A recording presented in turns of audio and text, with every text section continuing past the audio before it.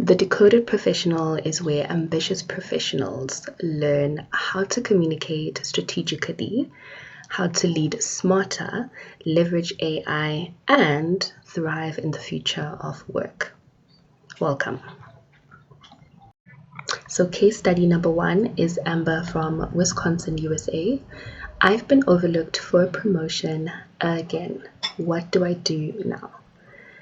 So, unfortunately, in corporate life, this happens a lot, especially to women, because we are hardworking, reliable.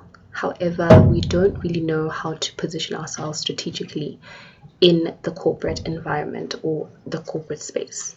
So, I would say the first step would be to stop only talking about tasks and start talking more about the type of impact that you have within your team and within the company.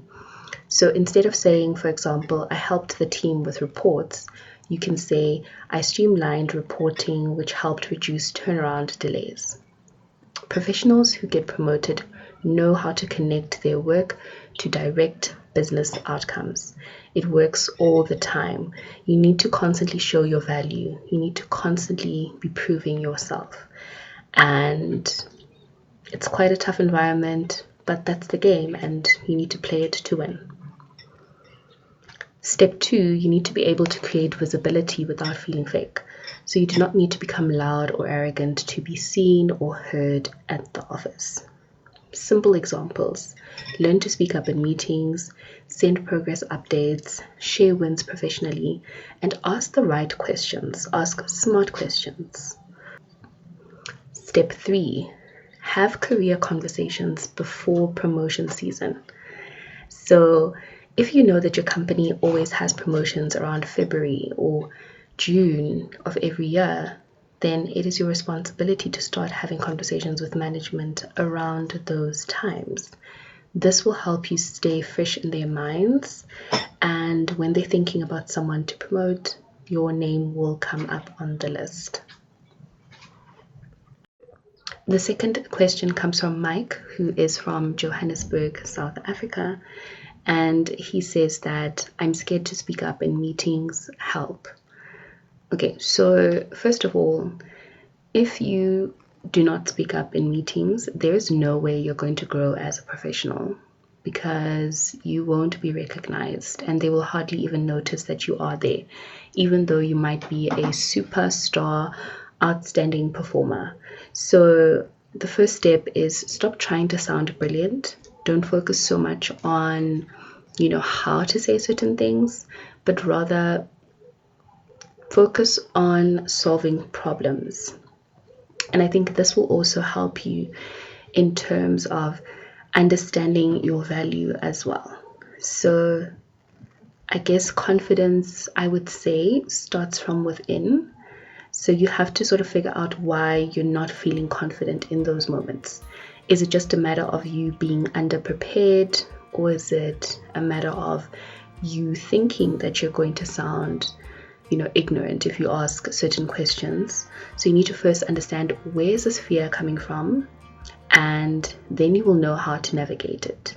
If you feel that perhaps you don't know enough corporate jargon to be able to have intelligent conversations in meetings, then you definitely need to start reading, learning, and practicing all those terms in front of the mirror at home, because yes, it does count.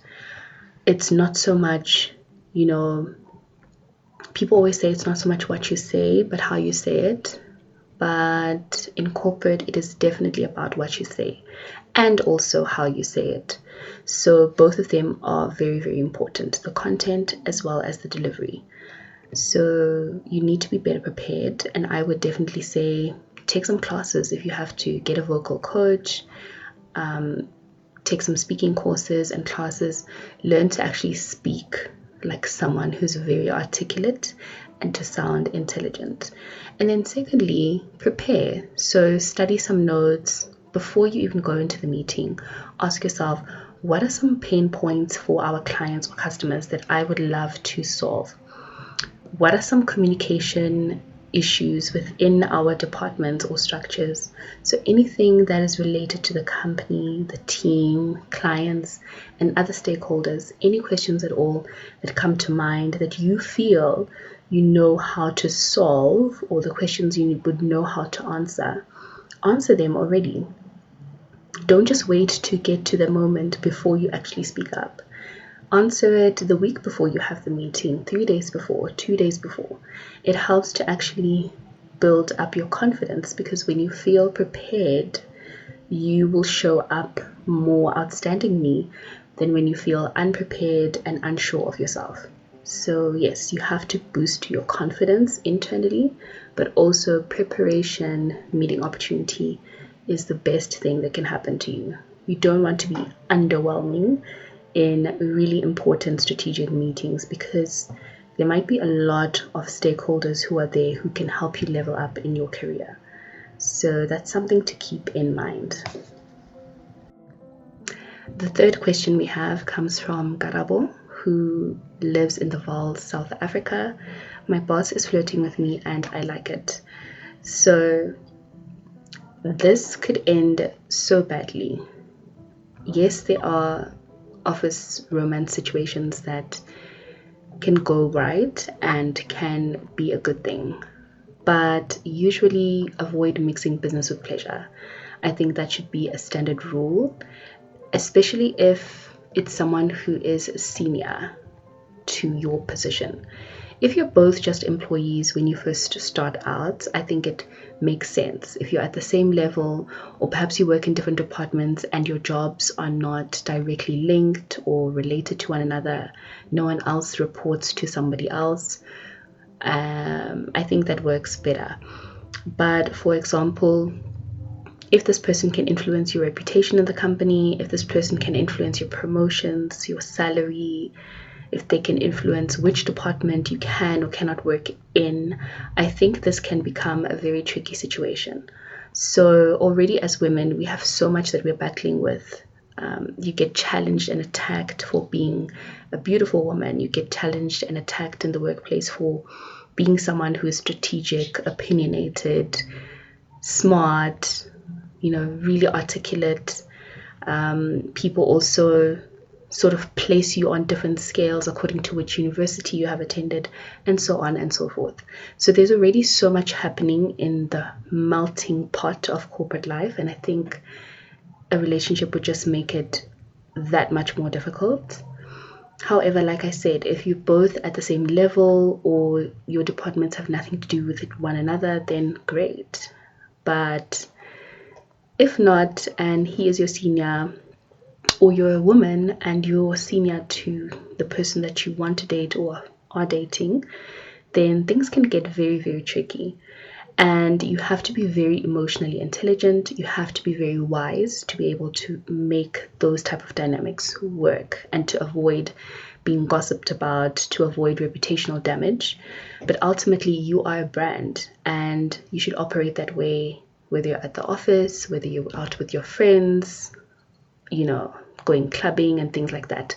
Make sure you're not doing things that are going to put the company into disrepute or put your image into disrepute. So yeah, I guess carry yourself like a brand, because you are a brand, and you don't want people to overlook all of your professional accolades and all of the contributions that you've made to the company just because of some fling or flirtation or situationship, if you want to call it that.